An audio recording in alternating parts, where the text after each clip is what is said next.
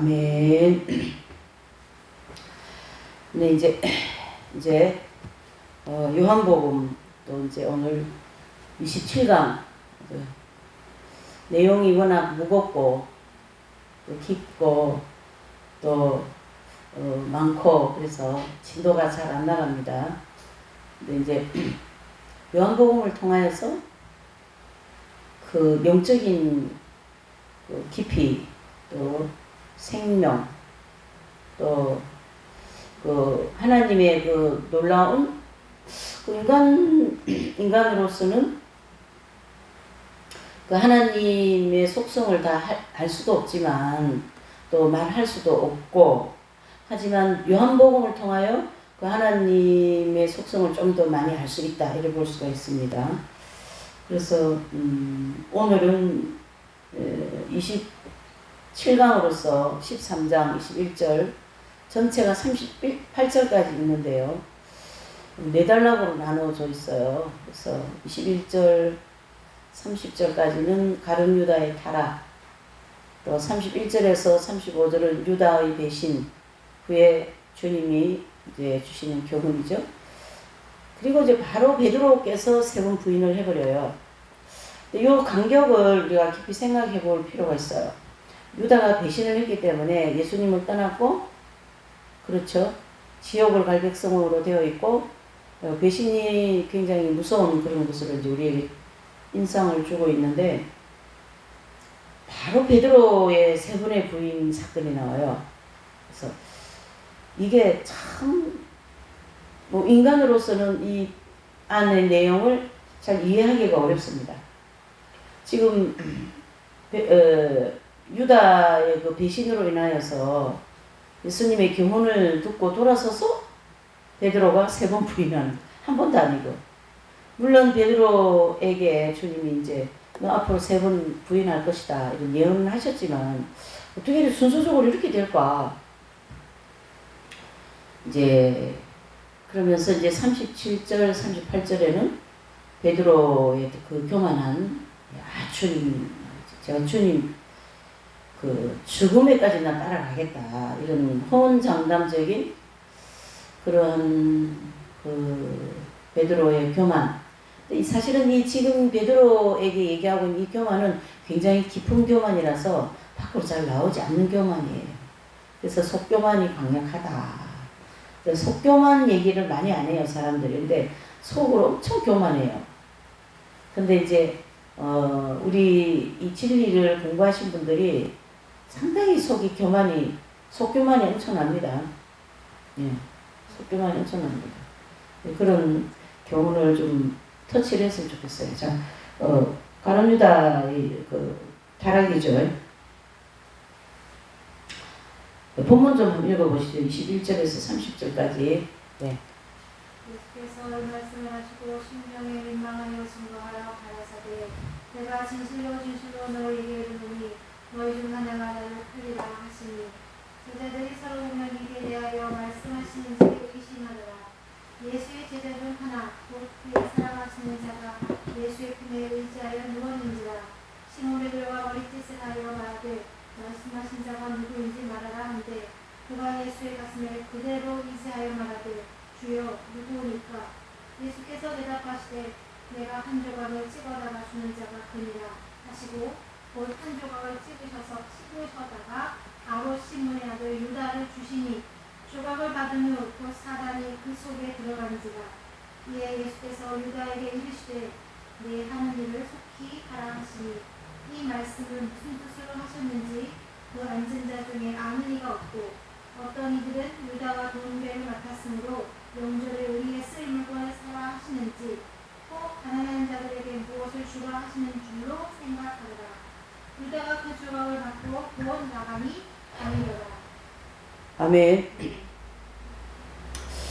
그 만찬석에서 지금 말이죠. 만찬석에서 이제 도대체 누가 예수님 배신하냐. 근데 저는 이 장면을 생각하면서 되게 그 12명 안에서 굉장히 웅성웅성하고 서로 의심하고, 야, 누구 아무개가 아니냐. 우리 공동체도 아무개가 아니냐면, 그렇게 한단 말이에요. 근데 이제 여기 지금 이제 그 만찬석 자리에는 굉장히 이미 만찬석까지 온 제자들의 영적 상태는 상당히 성장을 했고 조금 있으면 이긴 자가 될 그런 지경까지 오신 영적 상태이기 때문에 뭐 남을 뭐 비판하고 그러는 그는 아닌 것 같고 누굴까? 예수님이 우리를 이렇게 자꾸 배신하는 일이 있을 것 같은데 누굴까? 우리 선생님 이제 한날 선생님 방에서 얘기를 하다가 어떤 공동체를 굉장히 괴롭게 하고 또 그렇게 좋은 역할 내지는 겉으로는 되게 좋은 역할 하는 것 같지만 늘 아닌 거가 많이 되고 막 그러는 일들이 많이 있잖아요. 이제 뭐 얘기를 이렇게 선생님하고 왔다 갔다 하다가 선생님께서 이 방에 쓰레기통이 없으면 어떻게 되겠습니까? 그러는 거예요. 이 방에 쓰레기통, 그 방 안이라는 공간 안에 쓰레기통이 없으면 쓰레기가 아무데나 흘러져서 방이 되게 지저분하고 더러울 것이다. 그러나 쓰레기통이 있기 때문에 방이 깨끗하다. 이것은 그 공동체 안에 내지는 그 무리 안에 쓰레기통 역할을 하고 있는 사람이 있다는 얘기예요. 그 사람이 아니면 더 많이 이 사회가 내지는 그 공동체가 지저분해질 건데 그 사람이 다 그 역할을 하는 거예요. 쓰레기통 역할. 바로 거기서 주는 우리에게 주시는 교훈은 애정과 욕망을 은근히 즐기면서 명분을 내세우면서 그걸 인정하지 않고 자기 그러한 그 욕망을 채워나가는 그러한 무리들이 그 공동체에서 쓰레기통 역할을 한다. 이래 보셔야 되는 거죠. 굉장히 방 안에 쓰레기통이라는 그 단어 안에는 엄청 그 어둠에 대한 그런 내용들이 가득 들어 있다. 그런 거죠. 공동체에서 내가 하는 일이 다 맞고 또 어떤 자기 가지고 있는 그런 어떤 신분 있잖아요. 그런 거 다 내세우면서 내가 하는 일이 맞다, 잘하고 있다 이런 생각하고 공동체 내지는 일을 해 나간다면 그 사람은 굉장히 위험하죠. 그래. 지금은 아직까지 모릅니다. 아직 모르는데 어디 공동체이든 그 역할을 하는 사람이 있어요. 그러니까 이제 12제자라고 하는 이 예수님의 공동체 안에도 유다라는, 즉 가룟 유다라는 사람이 그 역할을 해줬다 이런 뜻이죠. 그럼 그 공동체 안에 또 있어요. 그런 가룟 유다와 같은 역할을 하는 심령이 있는 거지. 그런 사람은 특징이 내가 잘하고 있고 내가 하는 것이 다 맞고 또 이렇게 선한 명분이 굉장히 많아요. 그래서 사람들 보기에는 그럴듯하고 좀 우리 인간적인 속담에 보면 피 좋은 개살구 같은 그런 게 많죠. 그래서 그런 거를 잘 분별을 해내야 된다 이런 뜻이 되는 거죠. 우리 자신이. 그래서 주님께서 제자들에게 비로소 자신을 팔자가 제자들 가운데 있음을 밝히시고 이때 제자들이 막 소동이 일어나죠. 그때 누가 주님을 배신할 것인가 의심을 품고 또 서로 다른 제자를 주목하기도 하고 당시 그 도마 사도가 많은 제자들을 주목을 끌은 것 같아요. 좀 사람이 이 도마라는 일본의 성품은 깐깐하고 남을 잘 안 믿고 좀 그런 그 의심도 많고 그런 어떤 성향이기 때문에 12명의 그 제자 안에서 늘 그런 유형의 말이 나오면 주목을 받을 것 같아요. 우리 사람들은 잘 모르는 야 도마가 아니냐 뭐 이렇게. 근데 이제 도마는 아니죠. 굉장히 이분이 의심이 많고 또 깐깐하고 그러는 거는 어떤 올바른 것에 대하여서 깐깐하고 의심이 많은 거지 자기 종욕을 슬슬 즐기면서 뒤로 딴짓하면서 앞으로는 아닌 것처럼 웃고 그런 형은 아니다라는 거예요. 도마가. 그러니까 도마 같은 성향의 사람은 도마 지파에 들어가요. 정직 지파 이런데. 자 어쨌든 도마가 많았던 그 주목을 받는 순간도 되겠죠. 자, 그때 이제 사도 베드로는 이제 요한에게 누가 배신자인지를 알아차리고 눈치를 보내면 이렇게. 그러니까 만찬석에 보면 이렇게 베드로가 눈치 보내는 장면이 약간 있어요. 베드로를. 근데 이제 그 장면인 것 같아요. 근데 그 만찬석 그 그림을 그린 분이 누구죠? 화가 이름이 있는데 레오나르도. 그분이 정말 영감을 받은 것 같아요. 아니, 영감을 받은 것 같아요가 아니라 영감을 받은 거죠. 하나님이 주신 것 같아요. 그래서 그런 막 그림을 그려서 교회 시대 2000년에 그걸 계속 사람들에게 전달하죠. 그것도 복음 전도이거든요. 참 그 위대한 재능 아닙니까? 그거. 예. 저는 그런 거 보면 재능이 너무 멋지다. 그런 생각도 막 들더라고요. 한번 생각해 볼 만한 부분이죠. 그래서 이제 이때 베드로는 그 칼을 가지고 있었는데 그것으로 배신자를 처단할 계획을 이제 마음으로 세웠는데 누가복음 22장 38절 한번 읽어보실래요? 어떻게 표현하고 있는지 한번 보십시다. 우리 누가복음 22장 38절. 네. 저희가 여짜오되 주여 보소서 여기 검 불이 있나이다. 대답하시되 족하다 하시니라. 그러니까 그 금을 가지고 베드로는 자 누가 예수님 팔면은 내가 막 칼로다가 막 이렇게 할 거야. 그러한 그 마음에 품은 것을 이제 볼 수가 있다. 그래서 사도 요한은 주님께 기속말로 누가 배신자인지를 알려달라고 막 부탁하는 거죠. 사도 요한하고 예수님하고의 관계가 굉장히 친분 있고 같은 제자지만은 더 많은 그런 어떤 사랑의 관계가 되어 있다 이래 볼 수 있죠. 이때 이제 예수님께서 요한에게 조각을 이렇게 탁 찍어주시면서 그 이가 나를 팔자다 그래서 빵을 찍어서 포도주에 찍어가지고 가룟 유다에게 딱 주지 않습니까? 그러면서 또 주신 말씀이 너가 할 일을 가서 하여라 그러죠. 그때 이제 악령이 들어가는 거죠. 그 다음에 이제 베드로에게 알리지 않는 조건을 붙입니다. 주님은 가룟 유다에게 떡을 찍어주시고 이때 요한의 마음은 무너지듯한 느낌을 받습니다. 전혀 예상하지 못한 일이기 때문에 주님은 유다에게 떡을 주시면서 다른 제자들이 눈치를 채지 못하도록 내가 좋아하는 떡이지 자 먹고 내가 할 일을 해라. 이미 예수님이 보실 때는 유다는 회개하기에 돌이키기는 너무 늦었다. 너무 멀리 가버리면 머리가 아파요. 그러나 이제 멀리 갔다 뭐 가까이 갔다는 하나님이 하실 일이고 우리는 끝까지 그래서 그 발도르타 책에 보면 가룟 유다가 문 밖을 나가는데 그 뒤를 보면서 끝까지 회개하라고 그 막 이렇게 그렇게 애통하는 그런 마음을 성모님이 하셔요. 성모님이 하셔요. 그래서 성모 마리아께서 가룟 유다 끝까지 회개하기를 권면하고 그렇게 하는 거예요. 말 안 듣죠. 이미 이 영이 악으로 차 있기 때문에.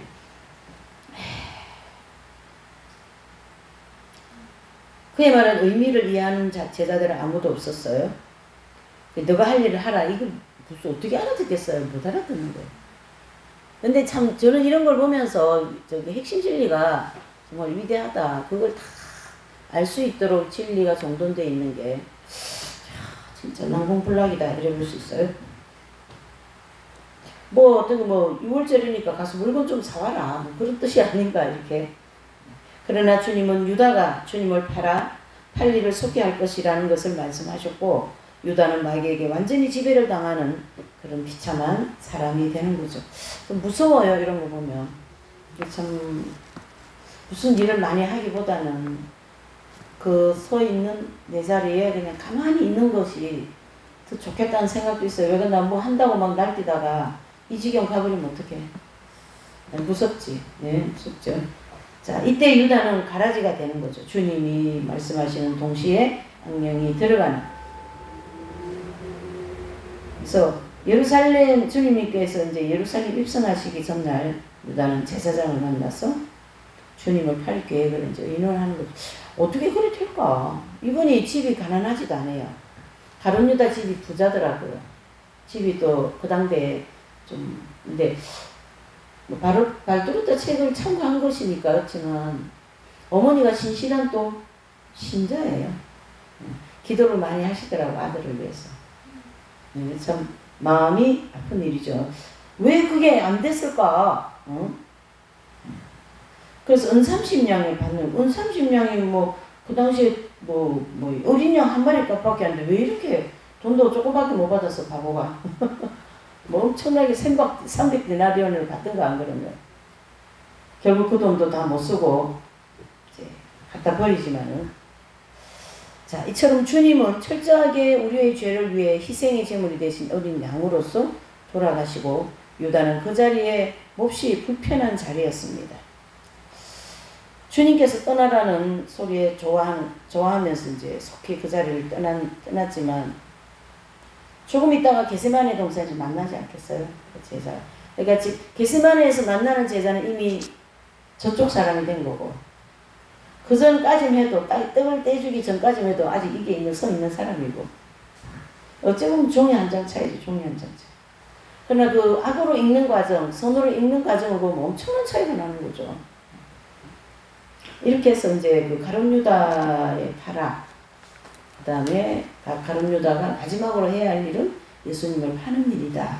이렇게. 그래서 인류 역사상 가장 안 태어났으면 좋았을 뻔한 사람이 가룟 유다예요. 물론 뭐 다른 사람들도 지옥 가는 사람들도 또 뭐 왕으로서 교회를 열심히 다님으로써 목회자로서 해서 지옥 가는 사람들도 있겠지만 가룟 유다 같은 사람은 하나님의 아들이 몸을 입고 이 땅에 오셨고 그분을 옆에 있었고 만났고 그 가운데서도 가룟 유다가 나왔다는 것은 이거 진짜 그죠? 참 무섭고 조심해야 되고 이제 그렇게 볼 수 있습니다. 자, 이제 두 번째로 보면 31절에서 35절은 유다의 배신 후에 주님의 교훈이죠. 그러니까 유다가 배신한 것은 하나님의 뜻을 이루기 위함이다. 이걸 늘 우리는 반대적으로 제가 이제 이렇게 가는 과정에서 또 제가 이제 뭐 하는 일에 대하여서 내가 실수한 것도 이 모든 것이 다 하나님의 뜻을 이루기 위함이다. 이렇게 보면 참 긍정적이고 가볍죠, 좀. 나 그때 실수한 거 생각하면 막 너무 죽겠는 거예요. 왜 그래 실수했냐. 근데 하나님께서 실수도 허락하신다고 하니까 우리 공동체도 큰 실수로 인해서 지금까지 그 딱지가 안 떨어지지 않습니까? 그 휴고 사건? 그 실수거든요. 하나님이 수십 번 그 계시를 보여주시는 수십 번. 한두 번도 아니고. 그 목사님이 가벼운 분도 아니고 원사주의적인 사람도 아니고 상당히 이성적이고 지성적인 그런 이제 그 분이었는데도 그 계시가 수십 번 나왔어요. 수십 번. 그래서 이게 진짜감이다.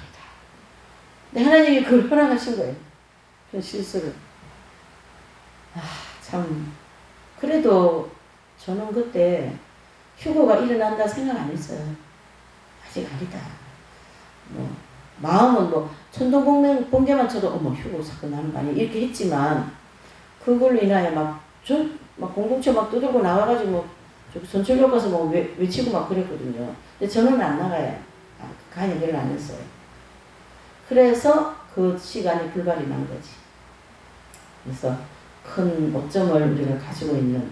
그래서 그게 또 하나의 겸손이고 또 하나님께서 이 교회 시대에 이 진리가 나갈 수는 없어요.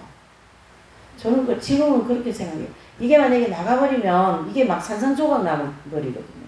각자 뭐 자기 신학을 막 갖다 접붙여가지고. 이사야서가 그렇지 않습니까? 이사야서가 66장으로 되어 있는데 굉장히 내용이 많고 1부, 2부, 3부로 나눌 수 있잖아요.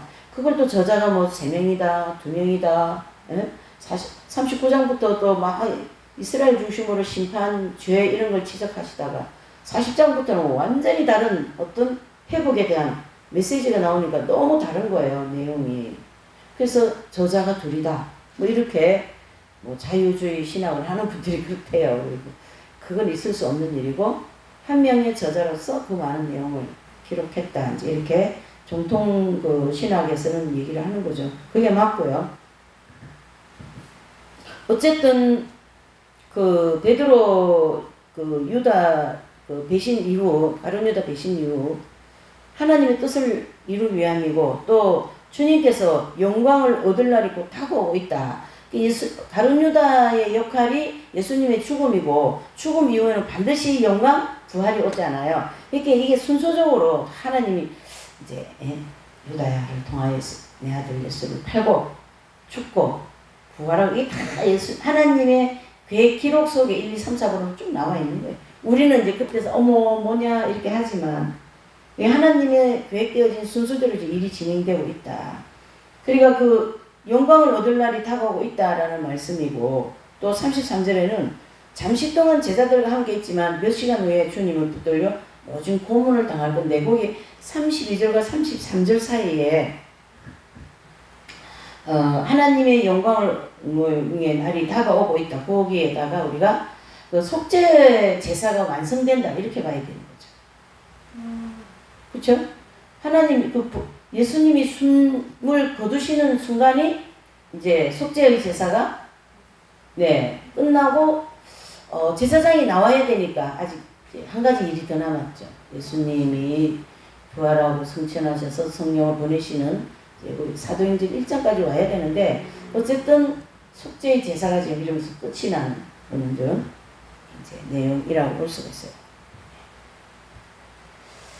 33절 보면 그러니까 주님은 떠나가지만 제자들은 주님께서 계신 그곳을 지금 올 수 없다. 그렇게 말씀하죠. 7장 요한복음 7장 34절 8장 21절에 보면 그래서 이제 이런 대목을 우리가 보면 그 제자들이 그 당시에 예수님 가신 대로 우리 못 온다고 하는데 어떻게 해? 그렇게 좀 그 의문 또는 그게 말씀에 대한 의미를 잘 모르는 그런 상황도 될 수 있었겠다 볼 수가 있어요. 34절에 보면 한번 읽어보실까요? 시작. 새 계명을 너희에게 주노니 서로 사랑하라. 내가 너희를 사랑한 것 같이 너희도 서로 사랑하라. 아멘. 아멘. 이게 앞에 뭐가 수식어가 붙죠? 새 계명. 예? 새 계명. 네. 율법에도 이웃을 사랑하라. 가부와 고아를 돌보라. 그랬거든요. 근데 예수님 오셔서 또 거기에 따르는 계명을 또 이제 좀 더 새로운 계명을 주시는데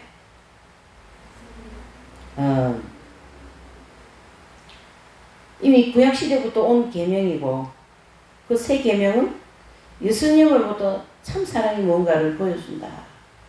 그래서 그 하나님에 대한 사랑의 본질을 보여주는 거죠. 새 계명을 통하여. 그래서 그 새 계명이 우리 인간에게 왔을 때 원수를 사랑할 수 있는 능력이 주어지는 거예요. 새 계명이 우리한테 왔을 때 우리 힘으로는 원수 사랑하기가 어렵습니다. 네. 안 돼요. 절대 안 됩니다. 하지만은 하나님의 은혜가 임하면서 우리에게 새 계명이 이루어질 수 있는 능력이 주어지는 건데요. 그게 이제 완전하게 이루어지는 게 이긴 자의 생명 합일이 되어야 되고 광야에서는 충만하면 되고 충만하지 않으면 안 되고 하는 그런 어떤 기분에 따라서 어찌 보면 기분에 따라서 좀 얄팍하기는 하지만 그래도 이제 깊게 생각해 볼 수 있는 내용이죠. 35절에 서로 사랑함으로 세상에 있는 사람들이 우리가 참 주님의 제자임을 알 수 있을 것이다. 야, 저 사람 어떻게 사랑할 수 있어? 어떻게 이렇게 포용할 수 있을까? 그런 것을 던져줄 정도로 이쪽에서 저 원수를 사랑해버린다. 그게 빛이요 소금이지. 그렇죠? 그리고 이세종 선생님 같으신 분도 그 부인이 2번인가 3번인가 외도를 하는 거죠. 근데 그를 사랑하는 거예요. 어떤 육적인 그런 게 아니라 그 영혼을 사랑합니다. 그 문순인가 하는 그런 여사예요. 부인의 이름이.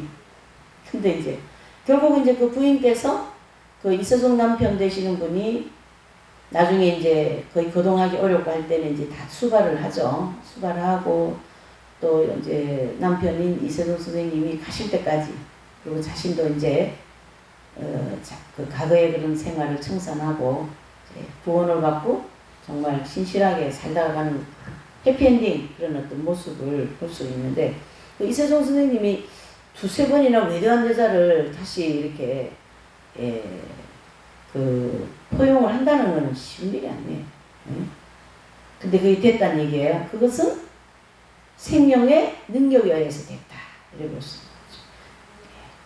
그래서 서로 사랑하는 모델을 통해서 예수님의 제자인 것을 알 수 있다.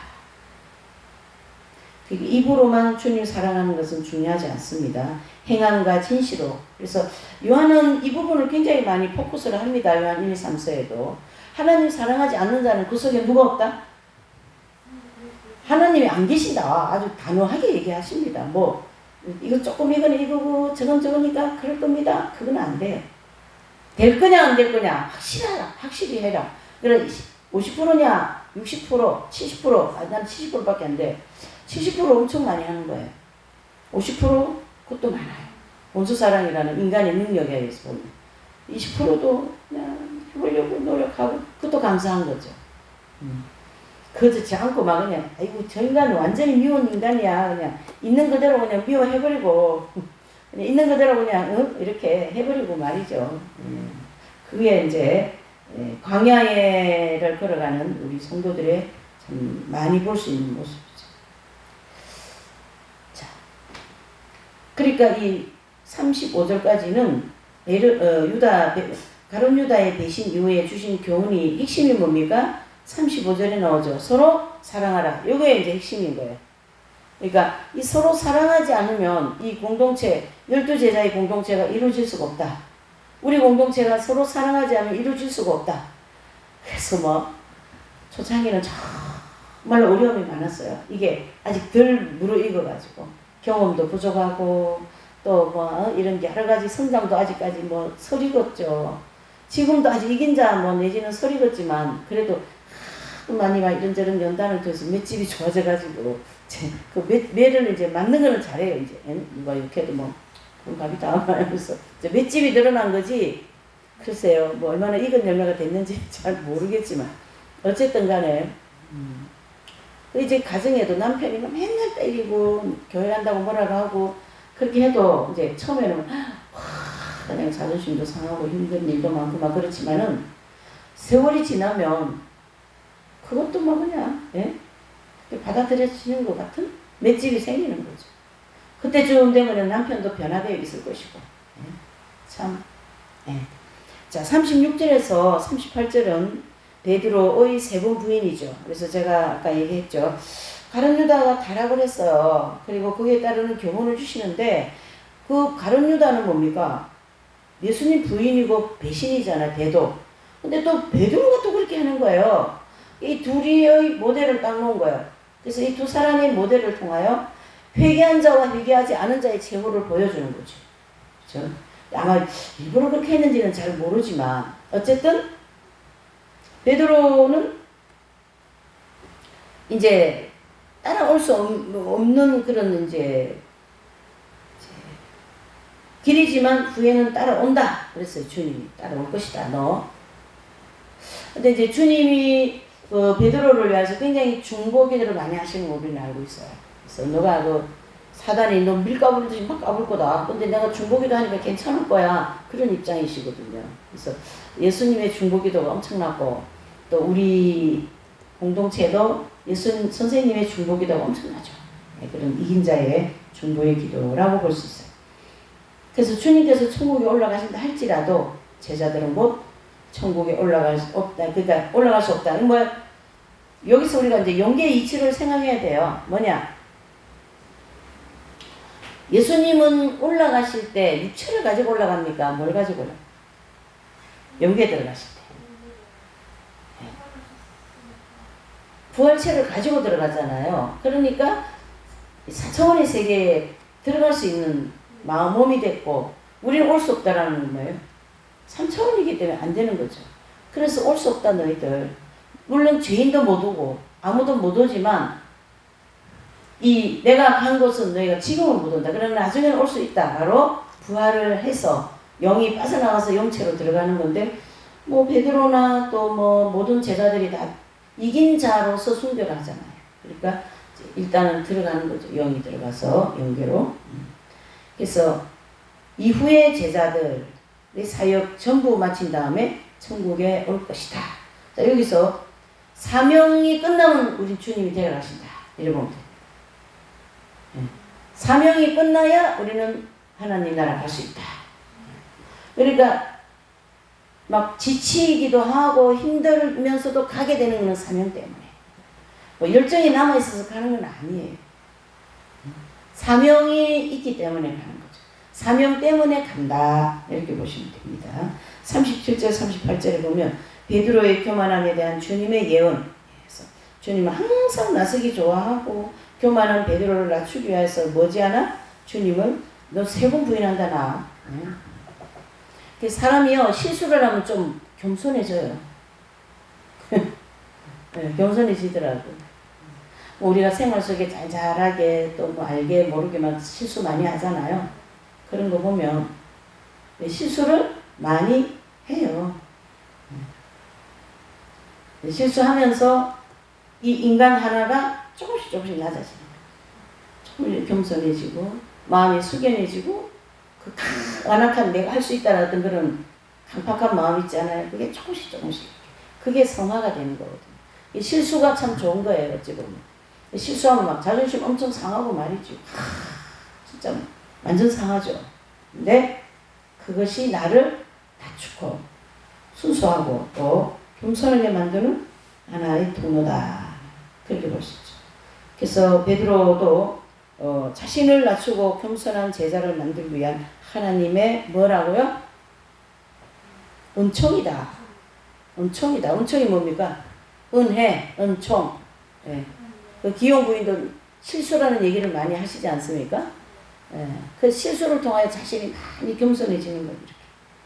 그래서 요한복음 18장 15절 18절 25절 27절 이것은 다 실패는 더욱 하나님의 큰 사랑을 경험케 하는 좋은 도구다.